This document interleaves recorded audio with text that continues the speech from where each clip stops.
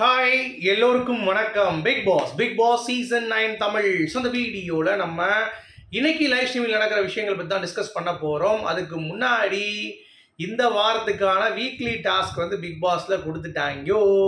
It's going to be doll task. So இந்த வாரம் நமக்கு வந்து புயல் வேகத்தில் அடி தூக்க போகுது அப்படிங்கிறது தான். ஸோ தேர்ஸ்டே வரைக்கும் சும்மா பறக்கும். டியூஸ்டேலேருந்து வெனஸ்டே, தேர்ஸ்டே 3 நாட்கள் வந்து பார்த்தீங்கன்னா பயங்கர வேகத்துடன் போகும் அப்படிங்கிறது பார்க்க முடியுது. அடுத்த லைவ் ஸ்ட்ரீமில் நிறைய விஷயங்கள் நடந்தது, அதை பற்றி பேசலாம். லைக்கு சப்ஸ்கிரைப் பண்ணிக்கோங்க. இப்போ நம்ம வீடியோவில் போகலாம். ஸோ பிக் பாஸ் 9 தமிழில் நாமினேஷன்ஸ் வந்து முடிஞ்சிருச்சு. இதில் யார் ரொம்ப ஸ்மார்ட்டாக பண்ணா அப்படின்னு சொல்லி பார்த்தீங்கன்னா கலையரசன் தான். என்னையா சொல்கிற அப்படின்றீங்களா? ஆமாங்க, மிச்சம் எல்லாருமே அவங்கவுங்க வெஞ்சன்ஸை தீர்த்துக்கிட்டாங்க. இப்போ பார்வதி எடுத்துக்கிட்டிங்கன்னா அவங்களுக்கு யார் செட் ஆகலையே கெமி அப்படின்னு சொல்கிறது, திவாகர் எடுத்துனா கம்ருதீன், அந்த மாதிரி ஒவ்வொருத்தவங்களை கெமி எடுத்தால் பார்வதி, யார் யார் செட் ஆகலன்னு சொல்லிட்டாங்க. பட் நம்ம கலையரசன் வந்து பார்த்தீங்கன்னா ரொம்ப சூப்பராக வந்து அவருடைய பாயிண்ட் ஆஃப் வியூ சொன்னார். கூடயே பல நாளும் திவாகரையும் நாமினேட் பண்ணார். அது மட்டும் இல்லாமல் நம்ம சபரியையும் நாமினேட் பண்ணார். அவர் வந்து சொன்ன ரீசன்ஸ் அப்படிங்கிறப்ப நிஜமாவே இவங்கிட்ட ஒரு சக்தி இருக்குது போல அப்படின்ற மாதிரி தான் நமக்கு தோணுச்சு. ஏன்னா அப்படிப்பட்ட ஒரு ரீசன். சபரி வந்து பார்க்குறதுக்கு அப்படியே இருக்கிற மாதிரி இருக்குது, அவன் சுத்தமாக இருக்குது, எல்லாத்தையும் இது பண்ணுறான், கேள்வி கேட்குறான். ஆனால் அவன் சுத்தமாக இருக்கானா அப்படிங்கிறது தெரில. எல்லார்ட்டையும் கேள்வி கேட்குற சபரி அவனுக்கே கேள்வி கேட்கணும், அவன் ஒழுங்காக இருக்கானான்ற மாதிரி வந்து அருமையாக போட்டு அவன் இந்த வீட்டில் நடிக்கிறான் அப்படின்றத முதலமாக எக்ஸ்ப்ளோர் பண்ணது வந்து பார்த்திங்கன்னா நம்ம கலையரசன். நிஜமாவே நாக்கில் சூடாக ஏற்றுறாங்க வந்து பார்த்தீங்கன்னா சபரியை ஒரு தேத்திடுவான்னு தோணுது. ஸோ வெரி குட் அப்படிங்கிறது நல்ல ஒரு அனலைசிங், வெரி குட் பாய் அப்படின்ற மாதிரி தோணுது. நான் வந்து இதில் தான் சொல்கிறேன். மற்றபடி அவனுக்கு அகோரியா இருக்கான் இல்லை வந்து பணத்தை திங்கிறான், அதெல்லாம் ரெண்டாவது விஷயம். பட் நான் என்ன சொல்கிறேன்னா, இந்த கேம் பொறுத்த வரைக்கும் கலையரசன் இந்த ஒரு பாயிண்ட் ஆஃப் வியூவில் வந்து செம்மையாக தான் விளையாண்டுருக்கான் அப்படிங்கிறது பார்க்க முடியுது.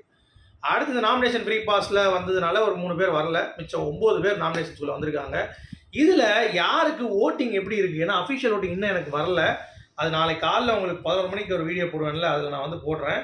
பட் இப்போ வந்து நமக்கு கிடைச்ச தகவலின்படி வந்து பார்த்தீங்க அப்படின்னா நமக்கு வந்து யார் அஃபிஷியலில் அஃபிஷியல் வர முடியாது, அன்அஃபிஷியலில் முதல் இடத்துல இருக்காங்கன்னு பார்த்தீங்கன்னா நம்ம திவாகர் தான் இருக்கார்.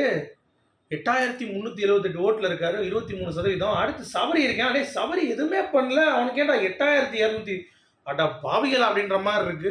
சும்மா உட்காந்து ஒரு நிமிஷம் சொல்லிட்டு உட்காந்துட்டு இருக்கவனுக்குலாம் வந்து 8200 ஓட்டு திவாகர் ஈக்குவலாக வருது. ஏடா அது சரியில்லையே, எங்கேயோ தப்பு இருக்கே, விஜய்டியை ப்ரொமோட் பண்ணுறானோ, விஜய் சபரின் அப்படிப்பட்ட ஒரு அதுப்பா அப்படின்ற மாதிரி தான் இருக்குது. கம்ருதீன் நோ, கம்மியாக தான் ஓட்டு வந்திருக்கு. பாரு 4வது இடம். பட் கம்ருதீனுக்கு எப்படா ஓட்டு அப்படின்ற மாதிரி இருக்குது. Parvathi is playing a game, ஏதோ ஒன்று பண்ணுறாங்க, ஹேட்டாரும் ஒரு இதாகவும் ஏதோ ஒன்று பண்ணுறாங்க அப்படிங்கிறது பார்க்க முடியுது. Ramya it's okay, she is also playing some game, ஏதோ ஒன்று பேசிகிட்டு இருக்காங்க அப்படிங்கிறது பார்க்க முடியுது. 3171 ஓட்டு ஓகே. அரோரா அடுத்து. அரோரா என்ன பண்ணுறான்னு 2500 பேர் ஓட்டு போடுறான். அவரோட சப்ஸ்கிரைபராக இருப்பானோ? டேய், நீங்கள் சப்ஸ்கிரைப் பண்ணுறவங்க வெளியே வரணும்னா ஓட்டு போடக்கூடாதுடா. ஓட்டு போட்டு வெளியே தூக்குறேன் அப்படின்ற மாதிரி தூக்காதீங்க. ஓட்டு போட்டால் உள்ளே இருப்பா, ஓட்டு போடாமல் இருக்கடா மூதேவிங்களா அப்படின்ற மாதிரி தான் இருக்குது. ஸோ அரோரோட ஃபேனாக இருந்தீங்கன்னா அப்படி தான் இருக்கும். எஃப்ஜே, அப்புறம் வந்து கெமி, அப்சரா 3 பேருமே ஒரே கட்டத்தில் இருக்காங்க. அதனால் யாருனாலும் வெளியேறலாம் இந்த 3 பேரில் அப்படிங்கிறது பாருங்கள். கெமியை தூக்க மாட்டாங்க. எஃப்ஜே இல்லை அப்சரா தான் எனக்கு தெரிஞ்சு எஃப்ஜே தூக்கிட்டு போனோம். அப்சரா கூட எனக்கு தெரிஞ்சு கண்டக்ட் கொடுப்பான்னு தோணுது. இந்த எஃப்ஜே பண்ணுற சில வேலைகள்லாம் வந்து பார்த்தீங்கன்னா நமக்கு வந்து பிடிக்க மாட்டேது அப்படிங்கிறது தான். சரியா? இதில் நடுவில் பார்வதி பார்த்தீங்களா வந்து அப்படியே கொளுத்திட்டு போனாங்க.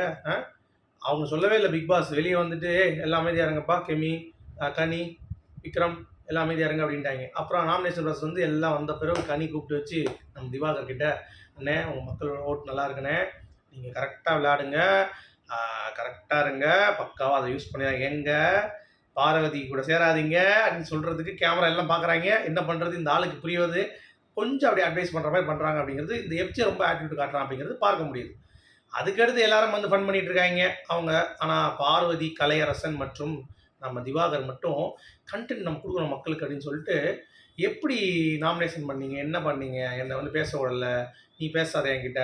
ஏன்னா திவாகருக்கும் பார்வதி இப்போ தான் முட்டிக்கிச்சு. நான் ஏற்கனவே ஒரு வீடியோ போட்டிருப்பேன் பாருங்கள் என்ன ப்ராப்ளம்ட்டு.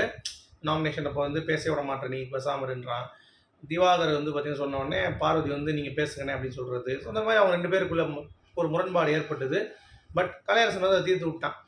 சரி விடு, அவங்க இனிமேல் சோத்துக்கு பிரச்சனை பண்ணாதுன்னு சொல்லிட்டு கலையரசன் வந்து திவாகர்கிட்ட சொன்னதாக இருக்கட்டும். பார்வதி நம்ம ஒரு விளையாடு மாட்டத்தை, வெளியே போயிட்டேன்னா விட்டுரு, இருந்தேன்னா கன்னியூ பண்ணு அப்படின்றான். டேய் நல்லா விளையாண்டு பரவாயில்லடா, இப்போ நான் நல்லா விளையாடல அப்படின்னா நான் வெளியே போயிடுவேன்டான்றேன். ஆமாம் அப்படின்றான்.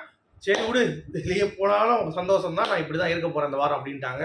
So Parvathi going to break all the myths இந்த Bigg Boss house. Like Bigg Boss சொல்லாமையே வந்து எல்லாத்தையும் வந்து எச்சரிக்கை பண்ணுது. இந்த மாதிரி நிறைய விஷயங்கள் பண்ண போகிறாங்க அப்படிங்கிறது தெரியுது. ஸோ டால் டாஸ்க் வேறு ஆரம்பிக்க போது என்னென்னலாம் பண்ண போகிறாங்க அப்படிங்கிறது பார்ப்போம். ஏன்னா டால் டாஸ்க் வந்து பயங்கர பிரச்சனையை கொடுக்கும். ஓகே, நம்ம பிக் பாஸ் வந்து இவ்வளோ சீசன் ரிவ்யூ பண்ணுறதுனால அதோடைய நாலேஜ் நமக்கு இருக்குது. பயங்கர பிரச்சனை இருக்கும். அதில் எப்படி ஹேண்டில் பண்ணி கொண்டு வர போகிறாங்க, என்ன மாதிரியான சீக்வன்ஸில் வர போகிறாங்க. ஆனால் திவாகருக்கும் பார்வதிக்கும் கொஞ்சம் நிறைய இடத்துல இப்போ அன்வான்டாக ஆர்கியூமெண்ட் பண்ணுற மாதிரி ஒரு ஃபீல் வருது. அது மட்டும் உண்மை. உங்களுடைய கருத்துக்கள் சொல்லுங்கள். மீண்டும் சந்திப்போம்.